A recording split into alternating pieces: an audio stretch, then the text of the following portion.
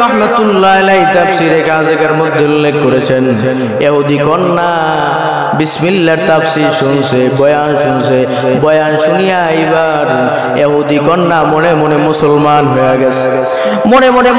হয়ে গেছে, এখন যেই কাজে যায় বিসমিল্লাহির রহমানির রহিম, বিসমিল্লাহির রহমানির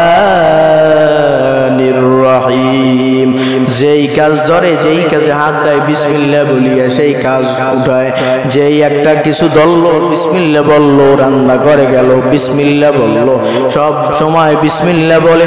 ইহুদির বাবা, ওই যে মহিলার বাবা, সে তো ইহুদি, রাজ দরবারের প্রধান উজিরের দায়িত্ব পালন করত, কিন্তু মেয়ের হালাত দেখিয়া মেয়েকে বললো, এই মেয়ে, তুমি যে বিসমিল্লাহ পাঠ করো, এই বিসমিল্লাহ তো আমাদের ধর্মের বিসমিল্লাহ না, এইটা তো মুসলমানের ধর্ম, আমাদের ধর্মে তো বিসমিল্লাহ নাই, তুমি কেন বিসমিল্লাহ বলো?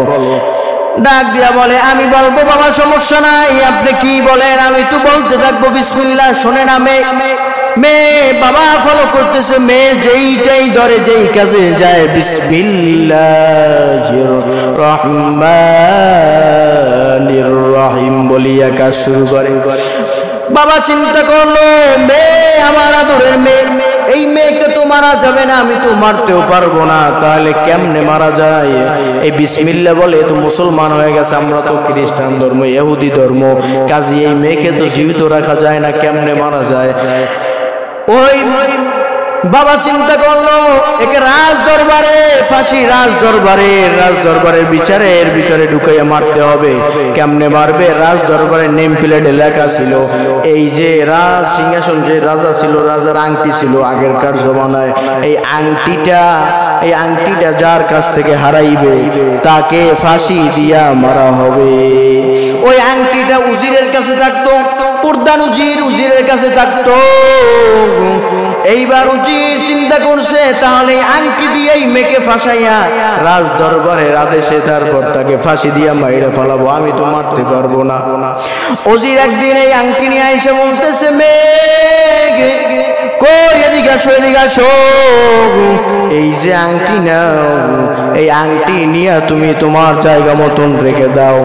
বাবার হাত থেকে মেয়ে আংটিটা নিয়ে তারপর তার স্থানে রাইখা দিল, শোকেজের মধ্যে আলমারির ভিতরে রাইখা দিল। বাবা ফলো করছে পিছন থেকে, কোন জায়গায় রাখছে। বাবা দেখিয়া এইবার রাত্রিবেলা যখন গভীর হয়ে গেছে, তখন ওই যেই জায়গায় মেয়ে আংটি রাখছে সেই জায়গা থেকে, মেয়ে যেই জায়গায় রাখছে আংটি, বাবা সেই জায়গা থেকে আংটিটা উঠাইয়া এরপরে নদীতে নিয়ে ফেলাইয়া দিছে। এদিকে পরের দিন ফজরের পরে বলতেছে, মেয়ে কালকে আমরা রাজ দরবারে যাব, তোমাকে বাদশা দাওয়াত দিছে, যেতে হবে, আমার সাথে তুমিও যাবা, সকালে নাস্তা খেয়া তারপর আমরা রাজ দরবারে চলিয়ে যাব। মেয়ে ডাক দিয়ে বলে, বাবা ইনশাআল্লাহ। মুসলমান, আজকে আমাদের সমাজের মধ্যে বিসমিল্লাহ নাই, আমরা মুসলমানের সন্তানরা বিসমিল্লাহ বলে না, মুসলমানের সন্তান কথায় কথায় ইনশাআল্লাহ বলে না, মুসলমানের সন্তান শুকরিয়া আলহামদুলিল্লাহ বলে না। এই আমাদের অধঃপতন। আজকে বাংলার মুসলমান, বিশ্বের মুসলমান সন্তানেরা যদি বিসমিল্লাহ বলতো, যে কোনো কাজ শুরু করার আগে যদি বিসমিল্লাহ বলিয়া শুরু করতো, যে কোনো কাজ সাকসেস হয়ে গেলে আলহামদুলিল্লাহ বলতো, যে কোনো কাজ সামনে করবে এই আশা রাখিয়া যদি ইনশাআল্লাহ বলতো, তাহলে বাংলাদেশের মধ্যে ইসলাম আরো আগে কায়েম হয়ে যেত, তাহলে মানুষগুলো আর এই রকমের অধঃপতন হইতো না। তো যাই হোক, যে কথা বলতেছিলাম, সকালবেলা যখন মেয়েকে ডাক দিয়ে বলো, মেয়ে রাজ দরবারে, রাজ সিংহাসনে ডাকা হয়েছে, সংসদের মধ্যে যেতে হবে, তোমাকে আমাকে রাজা দাওয়াত দিয়েছে।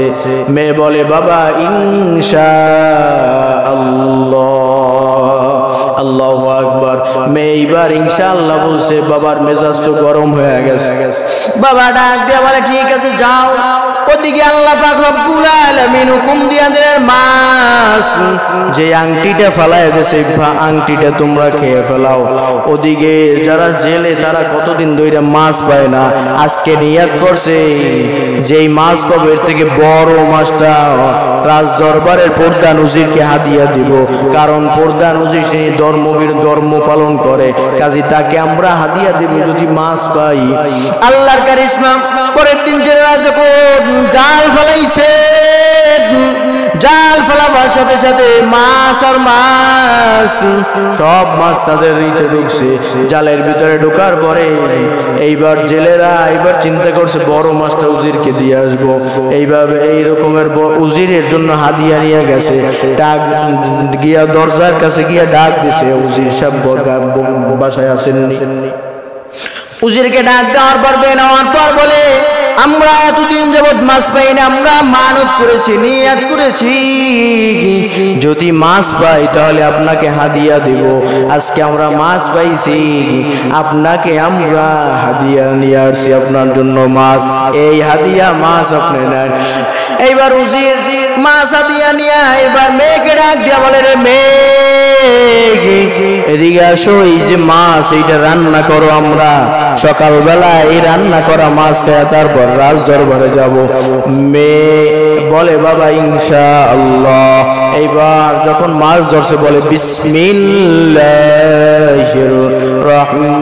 রহমানির রহিম, বিসমিল্লাহ বলিয়া তারপর মেয়ে মাছ নিয়ে যখন কোটা শুরু করতেছে, যখন মাছটা মাঝখান থেকে যখন বডি দিয়া দাও দিয়ে যখন কাটছে, কাটার পরে দেখতেছে যে ওই যে আংটি, সেই আংটিটা ভিতরে, ওই আংটিটা বাইর করিয়ে দুইয়া যখন ওই রাত কালকে যেইখানে আংটি রাখছিল ওইখানে গিয়ে দেখে সেখানে যে আংটি ছিল বাবাই দিছিল, আমি ধুইয়া দিছিলাম, সেই আংটি নাই। মেয়ের বুঝপড়া ক্লিয়ার হয়ে গেছে, আমার বাবা আমাকে রাজ দরবারের নেম প্লেটে লেখা ফাঁসির আদেশ, এইটা আমারে করার জন্য আমার বাবা আমার এখান থেকে আংটি নিয়ে গেছে, আমাকে ফাঁসায়া দিবে। এই ফাঁসাবার জন্য মেয়ে বাবা আমার এই কাজ করছে। মেয়ের কাছে বুঝপড়া ক্লিয়ার হয়ে গেছে, মেয়ে বুঝে ফেলাইছে। মেয়ে আবার ওই আংটিটা নিয়ে ওই জায়গায় রাখছে। সকালবেলা ডাক দিয়ে বলে, প্রধান উজির ডাক দিয়া বলে, কই মেয়ে আমার, তাড়াতাড়ি আংটিটা নিয়ে আসো, তাড়াতাড়ি আংটিটা দাও, ওই আংটিটা দাও, রাজ দরবারে যেতে হবে, রাজার কাছে যেতে হবে। বলার সাথে সাথে মেয়ে তাড়াতাড়ি দৌড় দিয়া যেইখানে কালকে আংটি রাখছিল সেইখানে আংটি নিতে চলিয়া গেছে। এরপরে ওই যে প্রধান উজির বাবা তাকায় রয়েছে, কিরে ওখানে তো আজকে আংটি পাবে না, কারণ রাত্রিবেলা আমি তো আংটি ওই যে নদীর মধ্যে ফেলাইয়া দিছি। এইবার বাবা হতভম্ব হয়ে গেছে, তাকায় রয়েছে। মেয়ে দেখে মেয়ে যেখান থেকে কালকে আংটি ধুইছে ওইখানে গিয়া বিসমিল্লাহির রহমানির রহিম, বিসমিল্লাহ বলিয়া আংটিটা যখন উঠাইছে, উঠাইয়া বাবার কাছে নিয়ে বলে, বাবা এই যে আংটি নেন, চলেন রাজ দরবারে যাব। ডাক দিয়া বাবা বলে, মেয়ে হতভম্ব হয়ে গেলেন, স্তব্ধ হয়ে গেলেন, কোথা থেকে আংটি পেইল। ডাক দিয়ে বলে, মেয়ে একটা সত্যি কথা বলবানি, মেয়ে একটা সত্যি কথা বলো, তুমি আংটিটা কোথা থেকে পাইলা? বলে, কেন বাবা, আংটি তো আমি ওখানেই রাখছিলাম, কেন কি হয়েছে বলেন। এইবার বাবা ডাক দিয়ে বলে, মেয়ে তুমি বিসমিল্লাহ বলো, এই বিসমিল্লাহ তো মুসলমানের ধর্মের বিসমিল্লাহ, ইসলাম ধর্মে বিসমিল্লাহ, আমাদের ধর্মে তো বিসমিল্লাহ নাই, কাজে তোমাকে মারবো কেমনে, মারতে তো পারি না, এর জন্য রাষ্ট্রীয় আইনের পেছে ফেলাইয়া তোমাকে মারতে চাইছি। এর জন্য আমি রাত্রিবেলা তুমি যেইখানে আংটি থুইছো সেখান থেকে আমি আংটি নিয়ে পার্শ্ববর্তী নদীতে ফেলাইয়া দিছিলাম, কিন্তু আজকে তুমি কেমনে আংটি পাইলা? মেয়ে ডাক দিয়া বলে, জোরে কান্না করে আর বলে, রে বাবা আমি যেই বিসমিল্লাহ পড়েছি, আল্লাহ পাকের উপরে তাওয়াক্কুল করেছি, ওই আল্লাহ পাক রব্বুল আলামিন আমাকে সেই আংটির ব্যবস্থা করে দিয়েছে। কেমনে দিল? বলে, ওই যে নদীতে ফালাইছেন আর নদীর মাছ আপনাকে জেলেরা হাদিয়া দিয়েছে, এই হাদিয়া দেওয়া মাছের ভিতরে সেই আংটি আমি পাইয়া গেছি। সুবহানাল্লাহ। বাবা এবার কান্দে, মেয়েকে জড়াইয়া, মেয়ে যেই ইসলাম ধর্মের মধ্যে, যেই ধর্মের মধ্যে বিসমিল্লাহ তোমাকে মৃত্যুর হাত থেকে, ফাঁসির থেকে বাঁচাইলো, আর রাজদরবারে যাওয়া লাগবে না, রাজদরবারে যাব না, আর উজিরের দায়িত্ব পালন করব না, আজকে তুমি আমাকে মুসলমান বানায়া দাও। আল্লাহু আকবার। এইবার মুসলমান হয়ে গেলেন। আল্লাহ পাক রব্বুল আলামিন দেখায় দিলেন যে বিসমিল্লাহ, আল্লাহর নামে কত বরকত, আল্লাহর নামে কত রহমত। এজন্য ভাইয়েরা আমার, আমরাও আল্লাহ পাক রব্বুল আলামিনের নাম সদা সর্বদা সব সময় ডাকবো। আল্লাহ পাক রব্বুল আলামিনের নাম সব সময় মুখের ভিতরে জপতে থাকবো, জবানের মধ্যে আল্লাহ পাক রব্বুল আলামিনের নাম সব সময় আমরা চালু রাখবো। যখন একটা জিনিস আমরা ধরবো, বিসমিল্লাহ বলবো। খানা খাওয়ার সময় বিসমিল্লাহ বলবো। প্রত্যেকটা কাজে ইনশাআল্লাহ আলহামদুলিল্লাহ বিসমিল্লাহ বলে শুরু করব।